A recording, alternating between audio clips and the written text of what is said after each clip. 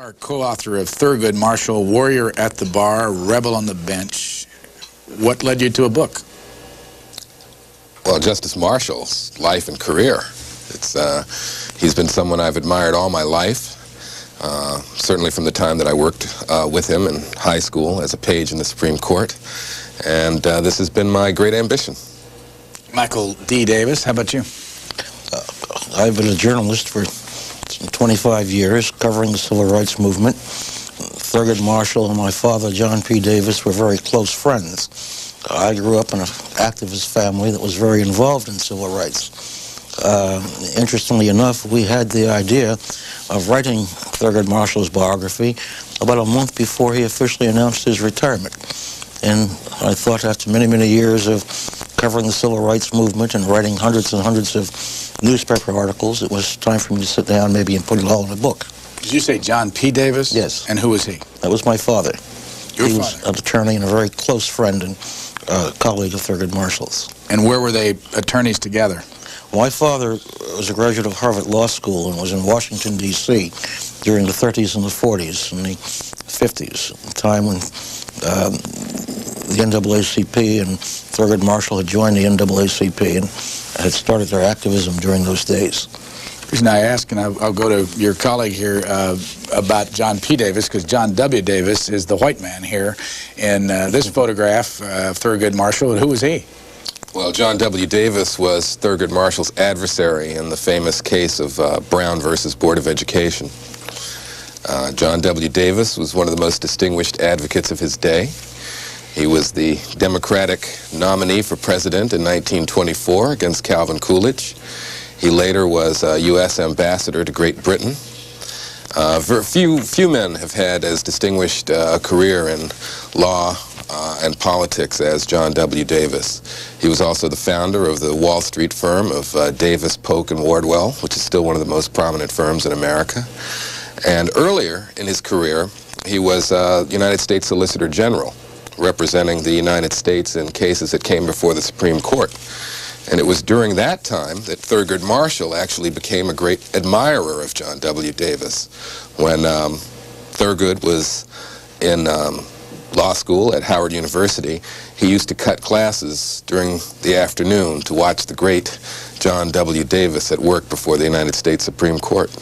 We'll come back to Brown versus the Board of Education, but before we do that, I want to just show this cover and ask you, when you look at this cover and this man, what are the things that you think of?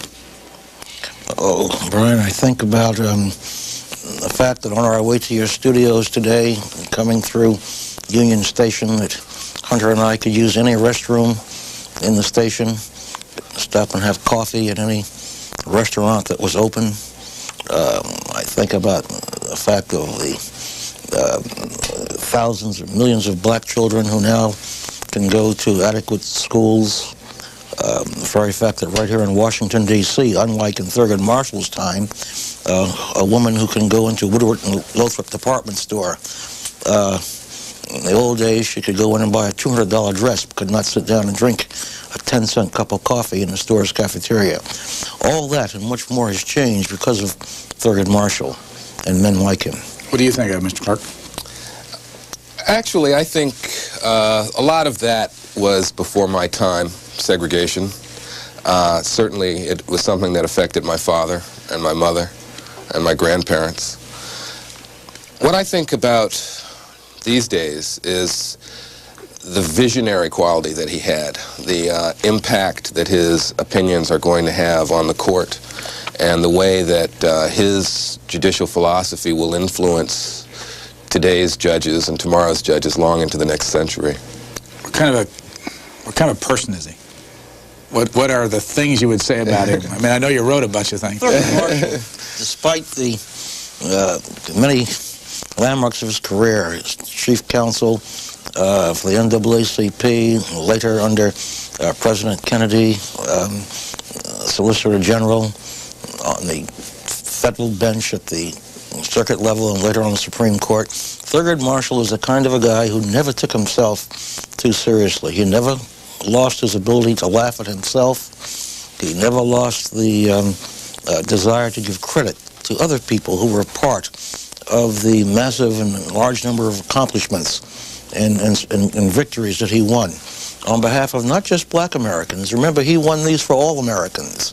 But Thurgood Marshall was always a guy that could, go to the back room and take out a deck of cards, take out a fifth of bourbon, which he made no secret about, and really be one of the boys. He just never became, overly pretentious about his accomplishments. How long did he serve on the Supreme Court?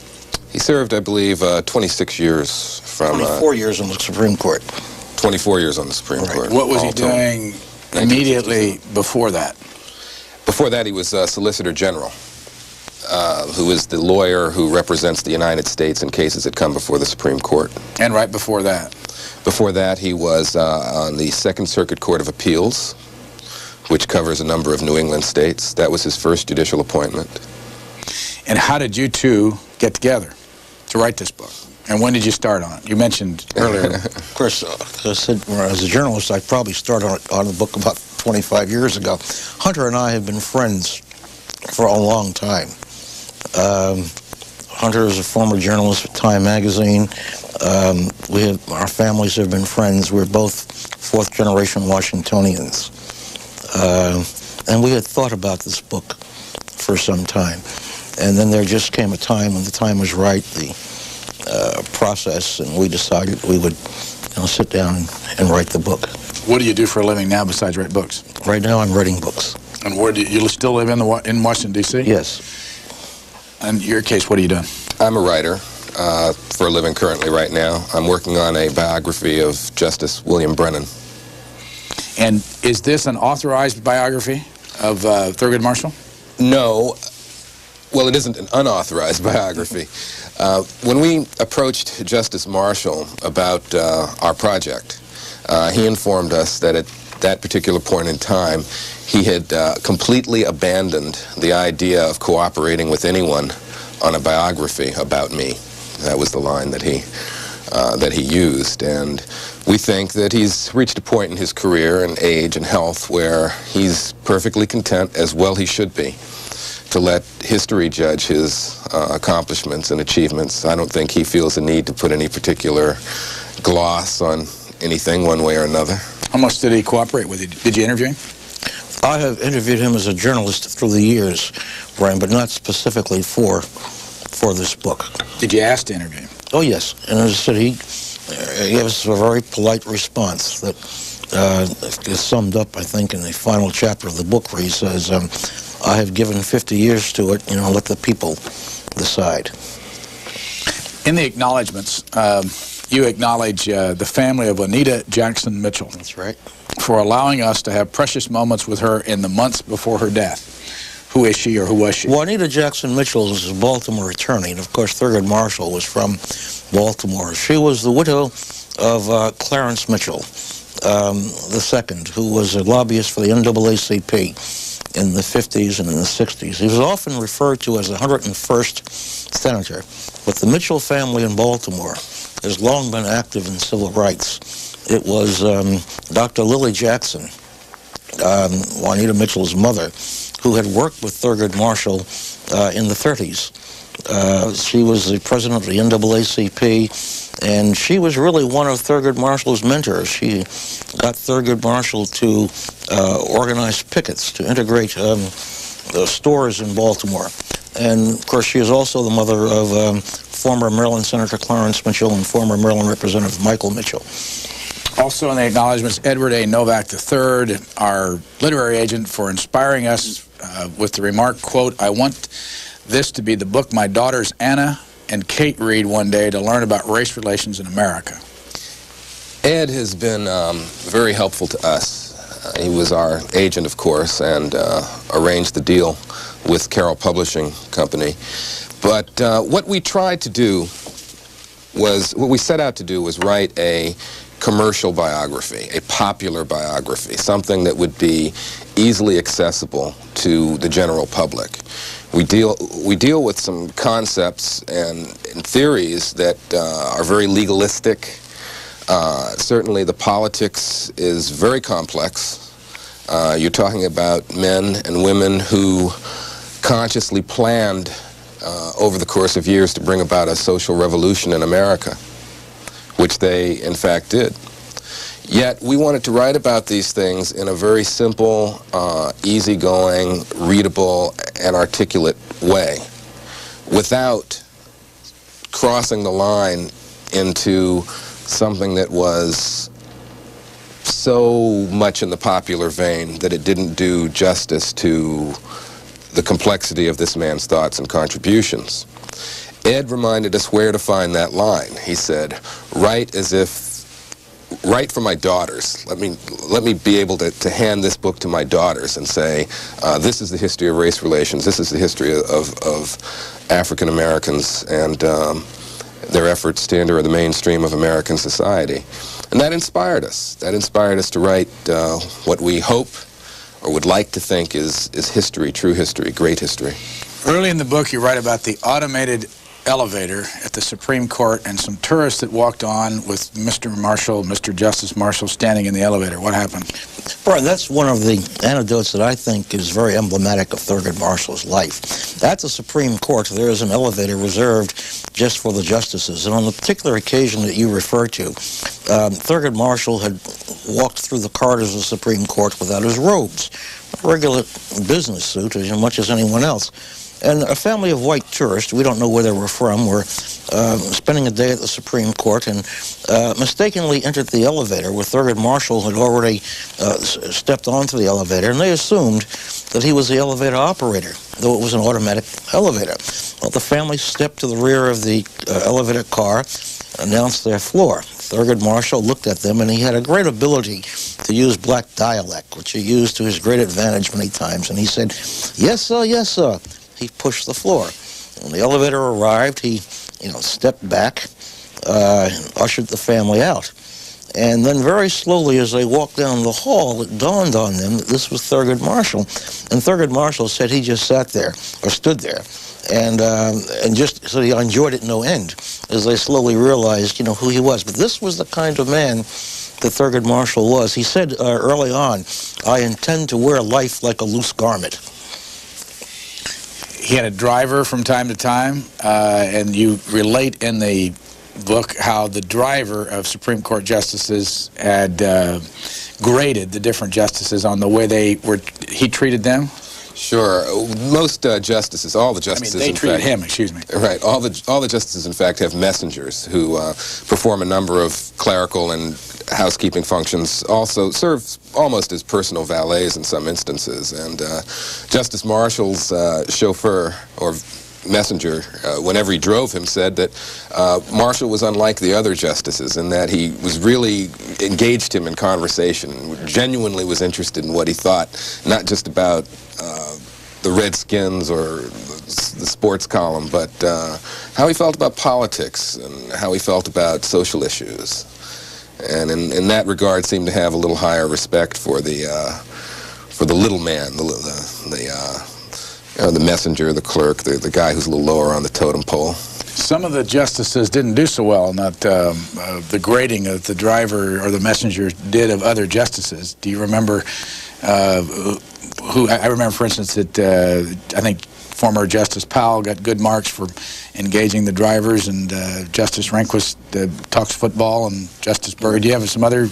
Well, I think we refer to Rehnquist. Rehnquist would talk about football, about the weather, and just the things that you might have, assuming that the person doesn't have the erudition to be involved in more lofty conversations. But the driver's name was Lloyd Roberts, who is now a Baptist minister, and said that Justice Powell was also quite different. He said Powell talked to him about religion during the time he was a student at Harvard University School of Divinity, and then when he graduated, Powell gave him a $100 graduation present.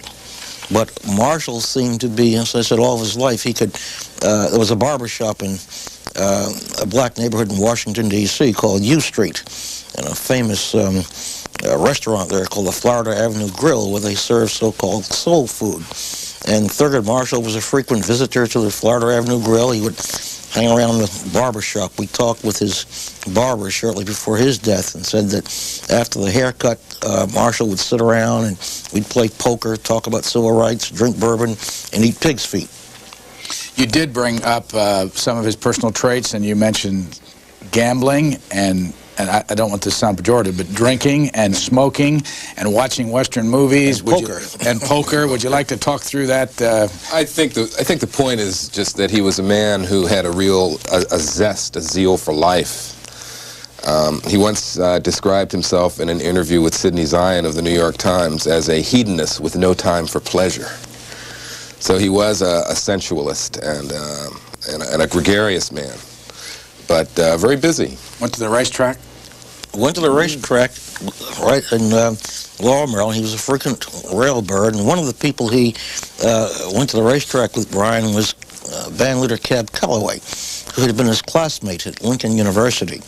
And I talked to Calloway, who said, yeah, he followed Maryland-bred horses and was kind of just a $2 better. He just enjoyed going there. But I imagine that he had these pursuits because of the tremendous pressure under which Thurgood Marshall operated. That these were just avocations, maybe, that made life a little easier and made his work a little easier for him. Time Magazine, when did you write for them and what did you do? I was a staff writer for Time Magazine from 1981 to 1986, based in New York. Why'd you leave? Why did I leave Time? Time has gone through a number of changes, as you know. Right now it's Time Warner. In fact, Time doesn't even exist anymore. But I think the company was in the process of moving over into media, into a different area, cable and entertainment media. And I decided it was time to make a switch. Were you born in Washington, D.C.? Yes, I was born and raised in Washington. And you went to school where? I attended Capitol Page School for high school, and then attended Harvard College, and after that, Harvard Law School. Now, the subject of a black going to Harvard comes up in this book. Who was the first black ever to go to Harvard? I think there's a picture in here. Oh, W.E.B. Du Bois was the first African-American to receive a graduate degree from Harvard University. He received his Ph.D. there. Du Bois was one of the founders of the NAACP, a very prominent black writer and thinker. He wrote, among other things, a book called The Souls of Black Folk, which is probably his most famous work. And why did you want to go to Harvard? Harvard provided, in addition to its prestige and the wonderful education I got there, Harvard was looking for multicultural diversity in its student body. It encouraged students to mix across racial and cultural and economic lines. It presented an opportunity for a very broad-based liberal arts education. Certainly my years at Harvard College were some of the most enjoyable years of my life. Where'd you go to school? I went to Morehouse College in Atlanta, and that also is an interesting story.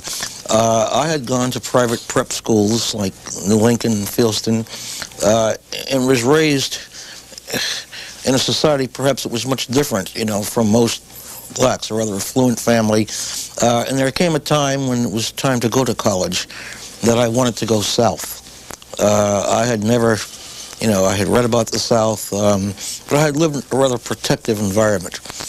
And when I made the decision, I talked to my father about it, and at that time Benjamin Mays, who had been my father's classmate at Bates College in Lewiston, Maine in 1926, was president of Morehouse. And I went south to Morehouse, and it too was one of the most rewarding periods of my life. I became involved in the civil rights movement. I was a close associate of Dr. Martin Luther King. In fact, I was arrested with Dr. King on 5 occasions at sit-ins in Atlanta and throughout the South. And it was there, of course, after college that I started my newspaper career on the Atlanta Constitution under the tutelage of Ralph McGill. You referred earlier to a lot of these things being things that you read in books, and I get the impression maybe there's a little difference here in age and how you look at this whole world. If you don't mind, Hunter Clark, how old are you? I'm 37 years old. And Michael Davis? I'm 53. That's a difference of about, what are we talking about, 16 years? Mm-hmm. About 16 years. I want to show a picture and ask the two of you to describe. This picture is from Marion, Indiana, and it's fairly obvious what it is. It's in the public square, and it's a lynching. Do either one of you know what year this was? I don't remember offhand. I believe it was in the 1920s. Let me just ask the two of you. Around 1926. When you see a picture like that, to describe how you feel about it. Well, I'll tell you, quite frankly, I had seen pictures like that all of my life. As I said, my father was an activist. I can remember going down and looking through some books that my father had from the Second World War. And it was one of the most disturbing pictures I'd ever seen in my life. It was a picture of dead Jews stacked like cordwood and a basket on the side holding gold that had been plucked from their teeth. And I saw that picture at about the age of 8 years old. I was aware of the Second World War and of the atrocities that were happening in Europe. And later, when I became aware that some of the things were happening to black people in America, it became disturbing. And that picture in that book is a story in itself. Because before I submitted that photograph to Hillel Black, our editor in New York, I had to do some really deep soul searching about whether that picture belonged in the book. We had about 5 lynching pictures, and I called Hillel. Hunter and I talked about, is this the kind of picture we need in the book? And Hillel said, well, we'll think about it. And about 2 weeks later, he said, well, it tells the story, and people need to see, exactly what happened. How do you look at it? I agree. I think that's very important, because what we wanted to do was establish the history, the social context out of which Thurgood Marshall emerged. What it was exactly that African Americans confronted, the kind of virulent violence where violent acts against blacks were common and commonly went unpunished. This was the world in which he lived. This was the world that he changed. There's a great deal in the book about the early days of the NAACP, the Red Summer of 1919 following World War I, where there were 25 major race riots in the United States, including the deaths of hundreds of blacks. There was even an attempt here in Washington by marauding whites to enter the black residential section and burn it to the ground. Let me ask the two of you to describe what's the worst thing you've seen. You can either put the word racism on it or the kind of things you saw in your early life. What's the worst conditions that you saw that got you involved in the civil rights movement in the first place? Well, as a journalist, I saw the body of Emmett Till, a youngster who had been lynched because he whistled at a white woman. His body had been recovered from a river after having been in the river for about 3 months. What year? Oh, I imagine this must have been, 1960, 61, right, the exact year of Emmett Till. I believe it was before that. It was around in the mid-50s. It was a little, but the one thing I remember is his mother insisted that the casket remain open, though the funeral director had suggested the ceremony there'd be a closed casket funeral. His body was mutilated, right? So. Well, and had suffered, from the immersion. I had also was on the campus of Orangeburg, South Carolina in 1968. I was covering a demonstration there, and we were standing on a knoll. The students had been demonstrating over the opening of a bowling alley near the campus in Orangeburg, South Carolina. When SLED, the South, was an acronym for the Law Enforcement Division, South Carolina Law Enforcement Division, opened fire on a group of students, and it was almost a Kent State. 151 children were shot, and 5 of them died. It's referred to as the Orangeburg Massacre. And that was probably even worse than my days in Vietnam as a war correspondent. Mr. Clark, how about you? What's the worst you can remember? It's very interesting that Mike spoke of wanting to go to the South to college. It was very much in my father's mind that I should attend school in the North, because he wanted to remove me from the culture that still had the vestiges of segregation and racism, which he associated with the South more than with New England. The other irony of that is that when I went to Harvard, I arrived there in the middle of the busing crisis that came in the 1970s and early 1970s, on into the late 70s, and caused a lot of violence between the black and white communities there. A couple of incidents stand out in my mind during my time in Boston. I remember working at a very prestigious law firm one summer, doing a summer internship after my first year of law school, and at Palmer and Dodge on 1 Beacon Street, which is the heart of the financial district, and coming out for lunch and seeing a black man beaten by a group of rowdy whites in front of the state capitol. He was beaten with an American flag by a group of people from South Boston who were opposed to the busing order. I remember other things as well. I remember the retaliation. I remember a white woman in a Volkswagen whose car ran out of gas in Roxbury, the black section of Boston, and she went to get gas to fill her tank, and she was stopped on the way back to her car and dragged in an alley, and the gas was poured on her and she was set ablaze. She was a German exchange student. What was life like for Thurgood Marshall's parents, and what years, do you have any idea when this picture was taken? Yes, that picture was taken in I believe it was in the 40s. It may have, for some reason, I think maybe 1947. Thurgood Marshall grew up in Baltimore, Maryland. He was born in 1908, and he grew up in an area which, for the time, was one of the better areas of Baltimore, off of Druid Hill Avenue. His father had worked on the railroad for a time, which was not a bad job in those days for a black man. Many black fathers ran on the railroad to put their sons through school. His mother, an educated woman, was a school teacher. In fact, she was a second-generation school teacher.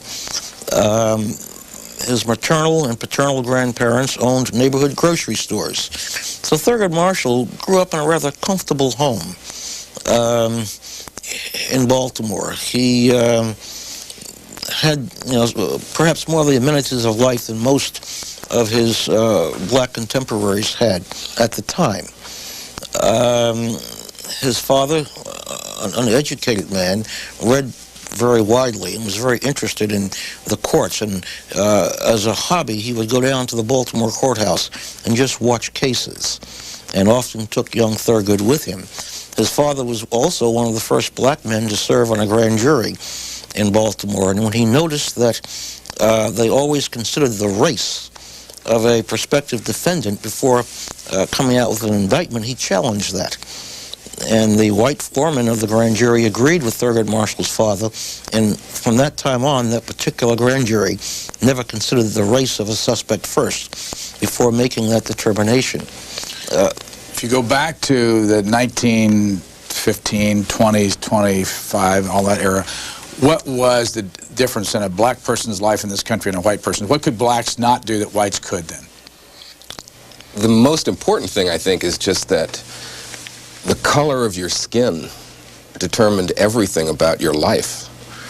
Being black determined where you could go to school, where you could live, who you could marry comfortably, what jobs you could have.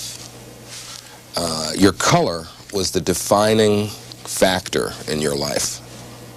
Were there different public restrooms, and did you have to ride different? I mean, these are obvious questions, but I'm looking for you to explain what it's like to somebody that never lived in that era. Well, buses and... Thurgood Marshall tells an interesting story. During his early days, he was working in downtown Baltimore, and he had to go to the restroom. Well, there were no, in downtown Baltimore at that time, there were no public facilities for black people. And he said he remembered that when the urge struck him, he hopped aboard the trolley car, hoping he would make it home in time. And his quote in the book was, "I made it as far as my front door." And he said, and I never forgot that. Of course, Thurgood Marshall had also worked at the Gibson Island Club on Maryland's Eastern Shore as a waiter where his father had worked. And he had been subject then, to racial remarks. But he was a proud man And I would imagine that early on in his life, these incidents, laid the foundation for his life. But Baltimore was painfully proud. We refer to it as a northern city. Was painfully proud of being just south of the Mason-Dixon line. And the neighborhood he lived in at the time was integrated. And this was before the white flight to the Maryland suburbs of the 50s. And you go back to Thurgood Marshall's old neighborhood today, neighborhood with the marble steps that are scrubbed religiously on Saturdays, the carriage mount blocks on Druid Hill Avenue in that neighborhood. And you'll see that many black churches there were formerly Jewish synagogues with the Stars of David still etched in their pediments. Where did Thurgood Marshall go to undergraduate school? He attended high school in Baltimore. No, I mean, I'm sorry. Undergraduate school? Undergraduate college. Lincoln University in Pennsylvania. And what about law school? There's a whole issue about... Sure. One of the more interesting and ironic things about his life is that after he finished undergraduate school, he wanted to apply to law school at the University of Maryland in his home state. He wanted to practice in Baltimore, his hometown, but was denied admission to the University of Maryland because of his color. That caused him to go to Howard University in Washington for law school. And at Howard at the time, Charles Houston and others in the NAACP and at Howard, along with the help of many other prominent liberal advocates, were setting up a law school that sought to combine the practice of law with social engineering, meaning their desire was to turn out a cadre, a generation of younger lawyers who would be committed to using the law, their legal skills, to bring about social change. After he finished Howard Law School, one of the first major cases that Thurgood Marshall was involved in was bringing suit against the University of Maryland to force the integration of the law school at Maryland. What happened to the suit? He was successful. The case, Murray v. Maryland, went to the Supreme Court of the state of Maryland, and the court ordered the law school at the University of Maryland integrated. This is a picture of Thurgood Marshall's first wife? That's Vivian Buster Marshall, who was a graduate of the University of Pennsylvania, and he met her while he was a student at Lincoln University. He was very close to her. She was a guiding influence in his life. They were married for 25 years before her death from cancer. But the impact of Vivian Marshall, Thurgood Marshall tells an interesting story that the school he went to was a religious-based institution, and the students in his undergraduate school were encouraged to attend church on Sunday. And he said, well, we went to Cherry Hill Church in Pennsylvania. He said, not so much for religious salvation, but that's where all the pretty chicks were. And that's where he met Vivian Marshall, and they married his junior year. So at first they had decided not to marry until after he had finished school. Marshall's mother liked her. They came back to Baltimore after he finished his undergraduate work, and Marshall's mother and father made them very comfortable in their Baltimore home. It was from there he went to law school. And Vivian Marshall stayed by Thurgood's side, and in 1954, when they were arguing the Brown versus Maryland case, she discovered Brown versus Board, yeah, that she had terminal cancer. But she would not tell Thurgood Marshall that she was dying of cancer while he was in the midst of arguing his greatest case before the Supreme Court. She kept this a secret and didn't tell him about her impending death until after that case was won. Thurgood Marshall said, you know, I thought the whole world was coming to an end. I just about collapsed. At this time, the Marshalls were living in Harlem, New York, at 409 Edgecombe Avenue, which was a fashionable building for upcoming blacks at that time. And Thurgood Marshall withdrew from all activity. He just recused himself from everything. And he said he just went and locked himself in their apartment and spent the whole time changing bedpans and taking care of her until her death. And she died on, February the 11th? Her birthday. On her birthday. 1954? Yes. Let me ask you about another issue, too, because you bring it up. Here's a photograph of Thurgood Marshall, Lyndon Johnson, being sworn in, and standing by his side is his wife, off to the left of the picture, and his two sons. You talk a lot in this book about being a light-skinned versus a dark-skinned black, and the fact that Thurgood Marshall, now, let me first ask you, was his first wife white or black? His first wife was black. But light-skinned? Yes. And they had no children? They had no children. And his second wife is Hawaiian? She is a Hawaiian of Filipino descent. And the two children, and the reason I bring this up is because you mentioned in the book that there was a controversy around the fact that his two sons married white women. Well, there was some controversy, I think, on the part of other people. There was no controversy for Thurgood Marshall. No, but I mean, it was an issue. Why is it an issue, light skin versus dark skin? And is he considered light skin or dark skin? Well, he's a light-skinned man with straight hair. He's been obviously there's lots of different kinds of blood running through his veins, or the blood of many nations and many people. He's been described variously as a man who looks almost like a Bedouin. But the point, I think the controversy between, or the divisions within the African-American community, those color divisions or complexion divisions don't really exist anymore. But earlier in the century, it was thought to be better to be more white than black. It was an issue for the NAACP, a very practical political problem for them, because a number of people who were involved in the founding of the NAACP and its first leaders were very, very light-skinned African Americans. The question was whether they could make their movement and their organization attractive to the masses of people, and whether the black masses would accept a light-skinned leadership. You know, Brian, it was often said that the NAACP actually was an organization of privileged elite, light-skinned black people, and Thurgood Marshall himself often joked that the initials NAACP stood for the National Association for the Advantage of Certain People. Of course, when we talked about his Baltimore days, one of his jobs was to carry the NAACP's message to the so-called blue-collar black working class of Baltimore, and to get a broader base among people, so it didn't just seem to be the elite social cocktail circuit kind of organization. By the way, this is published by Birch Lane Press. Yes. Who is that? Birch Lane Press is a division of the Carroll Publishing Group, which is owned and operated by Stephen Schragus. And how much does it sell for? $24.95.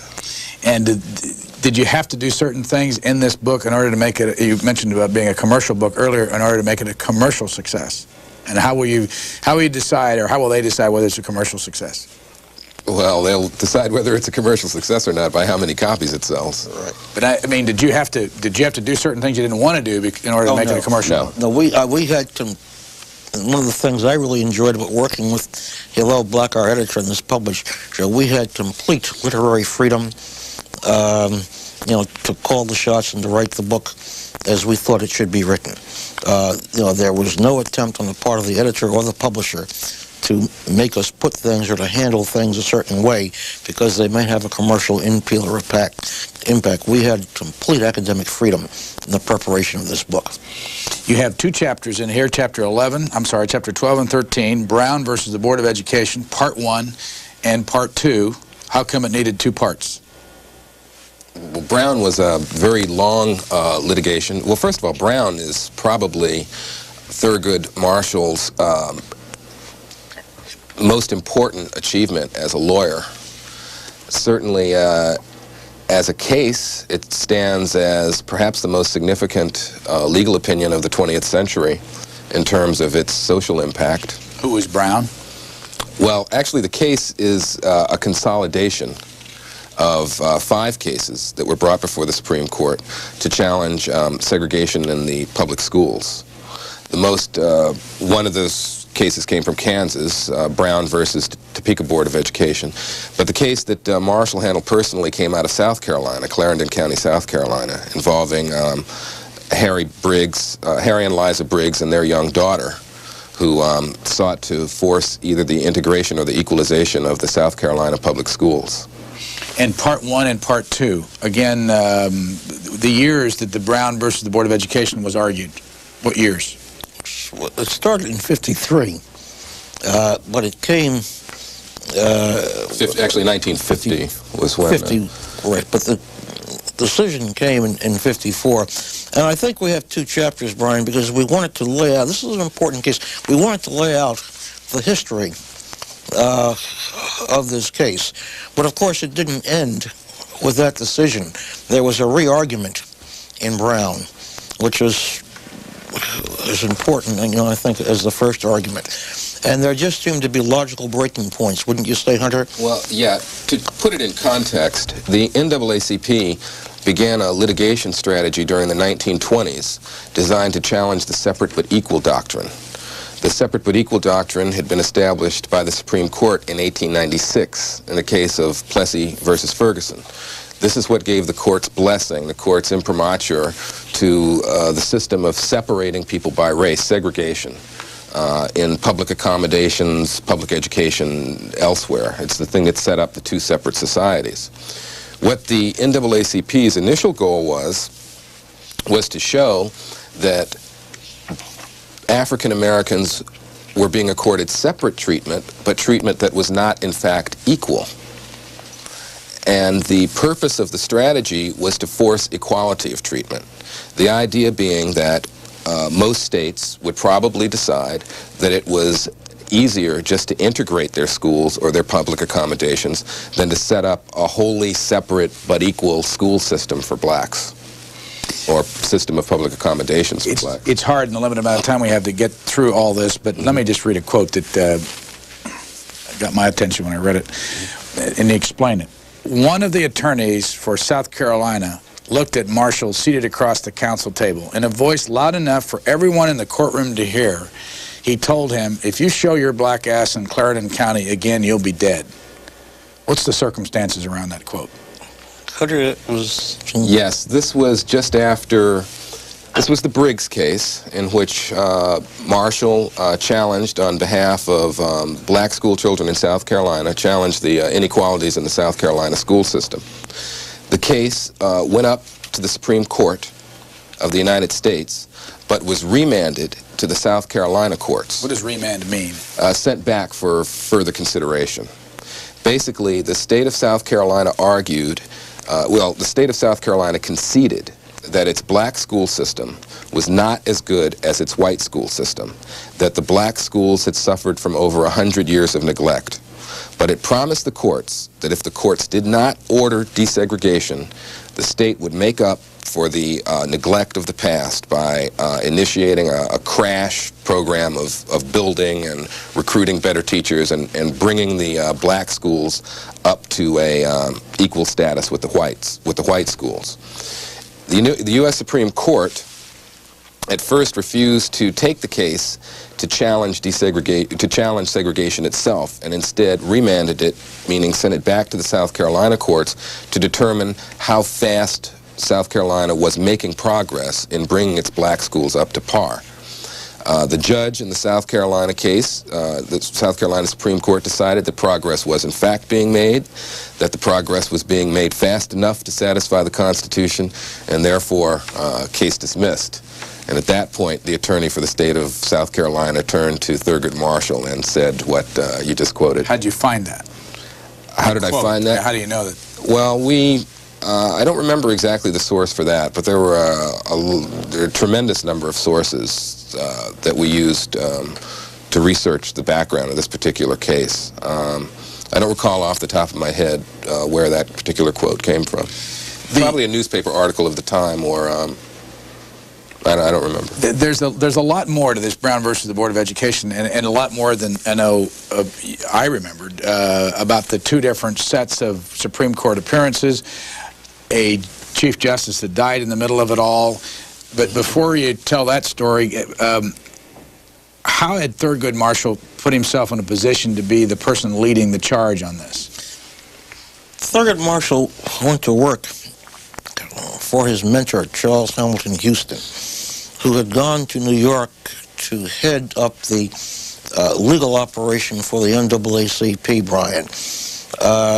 He went there as deputy. About 1950, when Charles Hamilton Houston became ill, he returned to Washington, where he spent the final year or so of his life. And Thurgood Marshall then became the chief legal counsel to the NAACP. But there came a time, a few years later, where the strategy was to divorce the NAACP's legal operation from its so-called civil rights operation, and they formed a legal corporation called the Legal Defense and Educational Fund, later popularly referred to as the Inc. Fund, and then just the fund. This became the legal arm of the NAACP. There were certain tax advantages to having the Legal Defense Fund separated from the NAACP.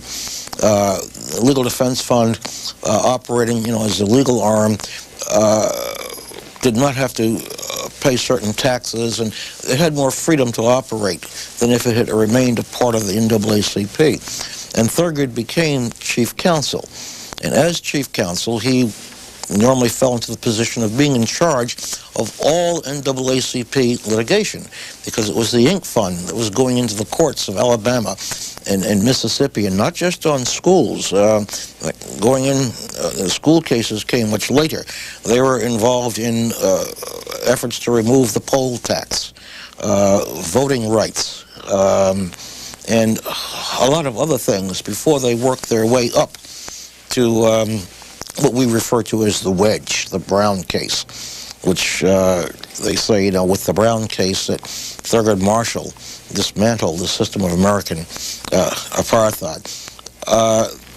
But Thurgood Marshall was the lawyer.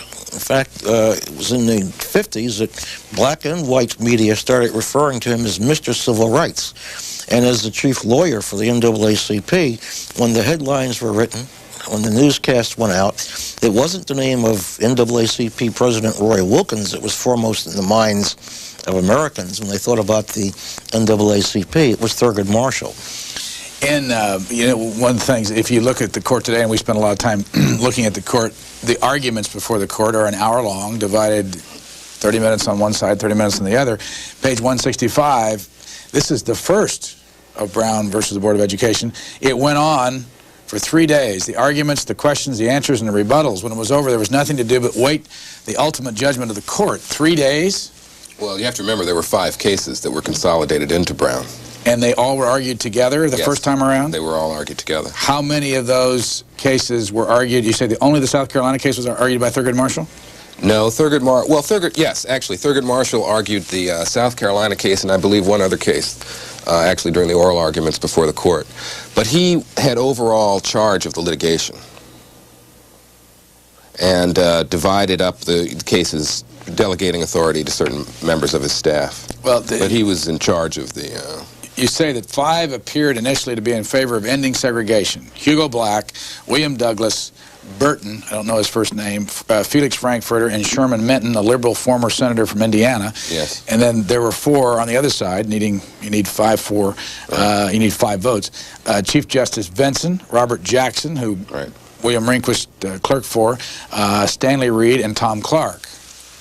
So what happened at that first go-around in 1953? Chief Justice Benson was there. What happened? Right. The court decided to ask for a second round of arguments in the cases. In the meantime, the parties were supposed to present their answers to 5 specific questions posed by the court.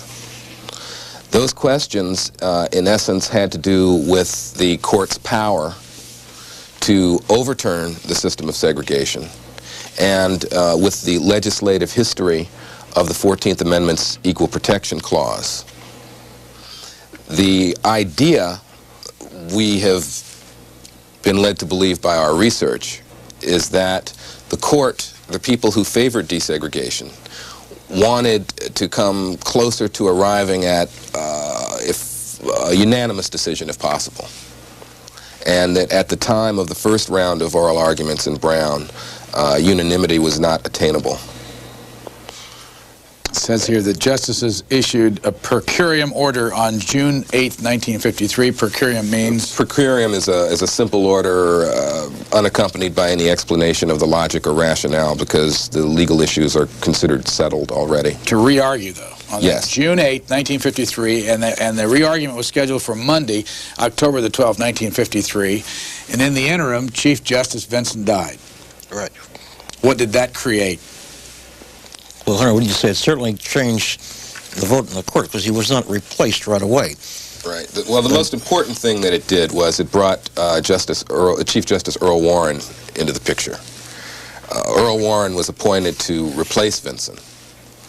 And Warren was a self-professed believer in one law for all men. He had a very interesting background. He had served as governor of California, and at that time had been a member of a white supremacist organization, the Native Sons of the Golden West. He also had urged President Roosevelt to incarcerate Japanese American citizens during World War II, which in fact was the policy that was implemented. 110,000 Japanese were interned. 110,000 Japanese American citizens were interned in California, well, actually all over the West Coast, at Earl Warren's prompting.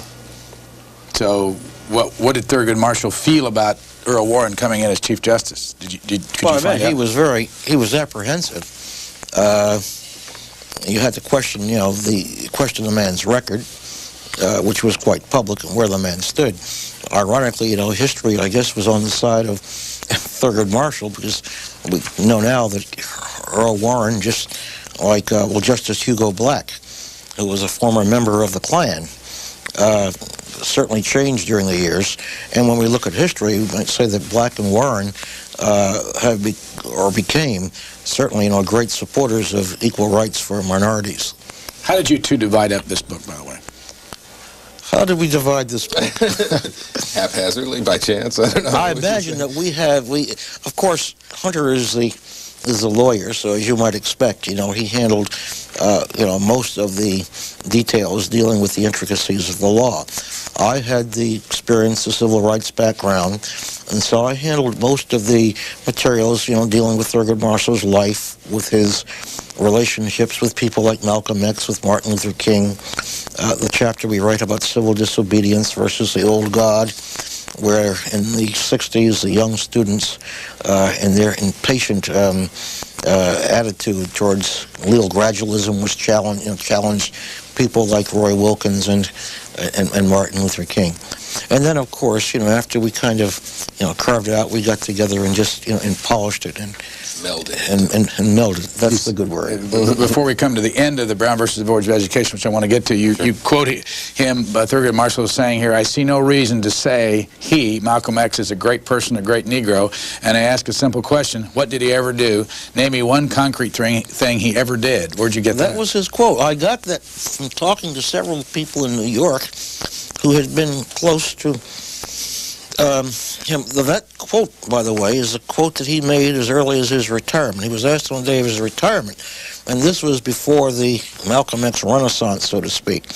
Early in his days in Harlem, Thurgood Marshall was approached one night on the street corner by a group of black Muslims. This was before Malcolm X had separated himself ideologically, from Elijah Muhammad. And then New York Police Chief Joseph P. Kennedy was concerned for Marshall's safety because he had gotten in an argument with black Muslims who had called Thurgood an Uncle Tom, a white man's nigger, who had felt that integration was not the solution. And the police chief showed up at Marshall's apartment one night with a .38 caliber pistol and offered it to him for protection, and he refused it. And then Marshall told later of another night when he met Malcolm X on I think it was the corner of 125th Street and Amsterdam Avenue one night. He says, "Yeah, we spent the whole night calling each other a bunch of SOBs." So I don't think that Thurgood Marshall has really ever embraced the separatist strategy that Malcolm X was preaching at the time. We got to end. We're almost out of time. We've got to end it by giving the final chapter on the Board versus the Brown versus the Board of Education. What happened at the end in '54? Eventually, the Supreme Court unanimously sided with the NAACP and ordered and said that segregation in public had no place in public education under the Constitution. What was the vote? 9-0. How did Chief Unanimous decision. Justice Warren do that? Basically, Thurgood Marshall had argued in his brief that the only reason segregation had ever been imposed was because of a belief in the inferiority of African Americans. When Earl Warren called together the justices to consider Brown, he said very simply to them, I agree with Thurgood Marshall that segregation was imposed out of a belief that blacks are inferior. If anyone here believes that, they should be willing to say it openly, to write it straightforwardly. And if no one is willing to do that, then I think we have a unanimous decision. Clarence Thomas replaced Thurgood Marshall. What did he think of that? Thurgood Marshall was asked on the day of his retirement if his seat on the Supreme Court had become a so-called black seat. Thurgood Marshall refused to address that. He said, I see, a competent person. I see, no reason to appoint a person to the Supreme Court just because he is a black person. Interestingly enough, on the day of his retirement, the president had already formed his short list for that seat. And of course, one name on that list was Clarence Thomas. But as Hunter has said, continually, it is very, very difficult to judge how a Supreme Court justice will ultimately turn out. We looked at the Hugo Blacks, the Earl Warrens of our era, and it's, of course, with the new Democratic administration coming in, the possibility that Mr. Clinton could have several appointments in the next few years. Clarence Thomas may not play, the role that we envisioned at his appointment. Is your life better because of Thurgood Marshall? Oh, absolutely, positively. What do you think? What's the difference? And we only have a few seconds. Legally, at least, if not in practice, America is now truly a multiracial democracy. This is what the book looks like. We didn't really get much below the surface. Michael Davis and Hunter Clark, the co-authors of Thurgood Marshall.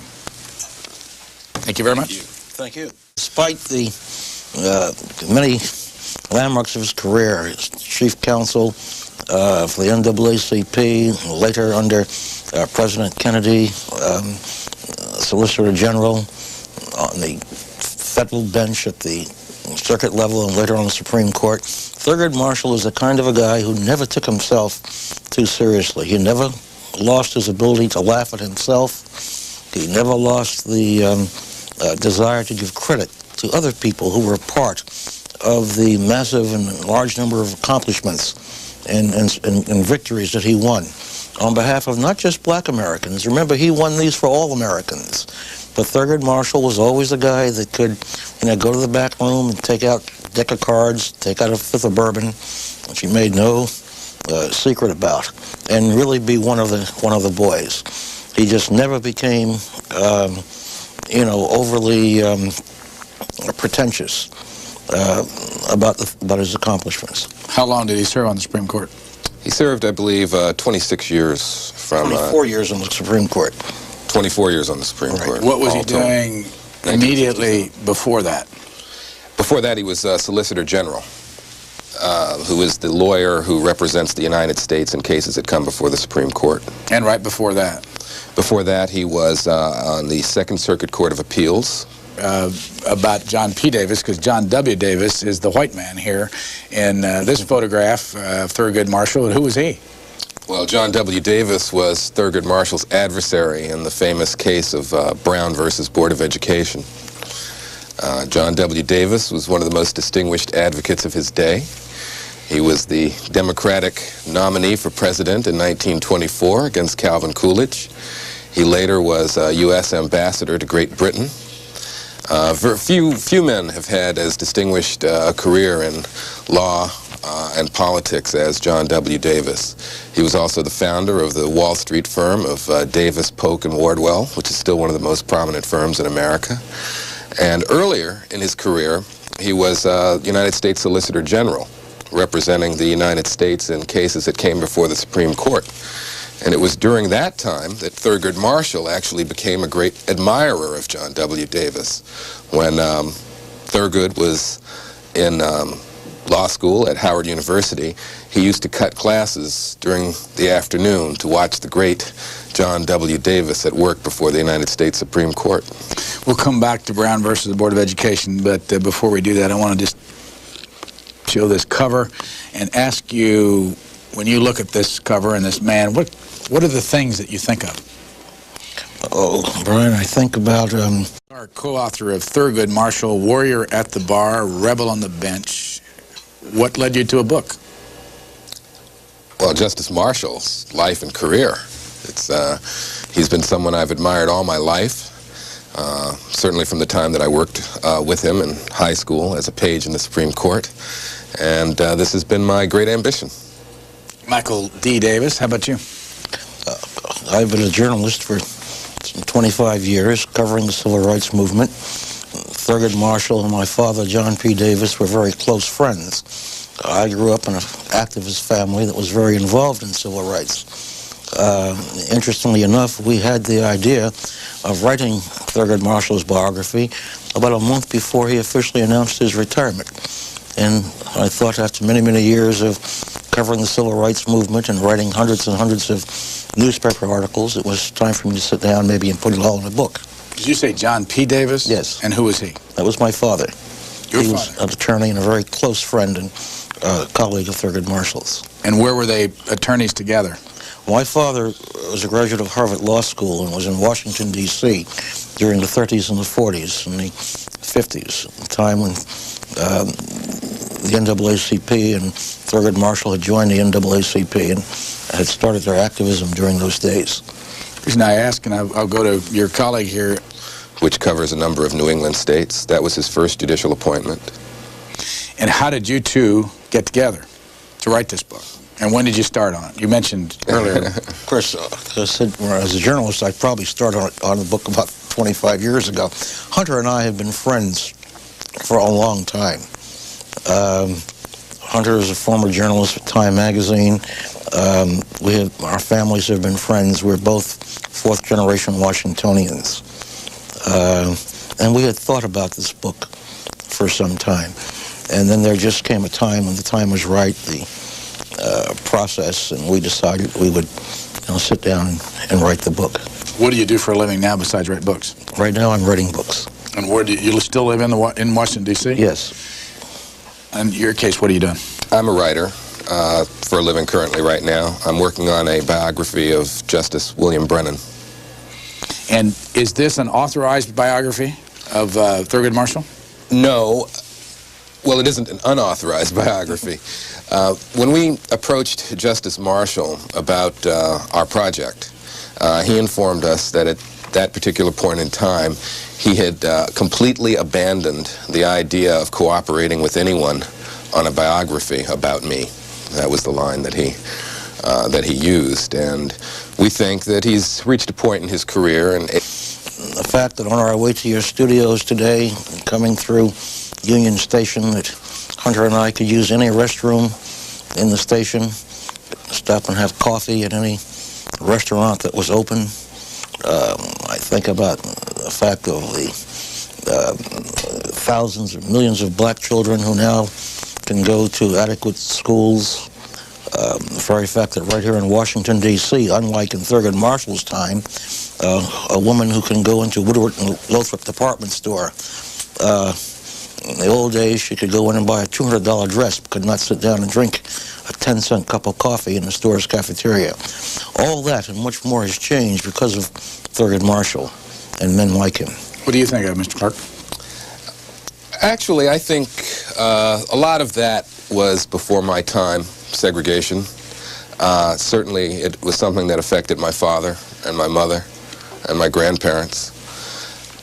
What I think about these days is the visionary quality that he had, the impact that his opinions are going to have on the court, and the way that his judicial philosophy will influence today's judges and tomorrow's judges long into the next century.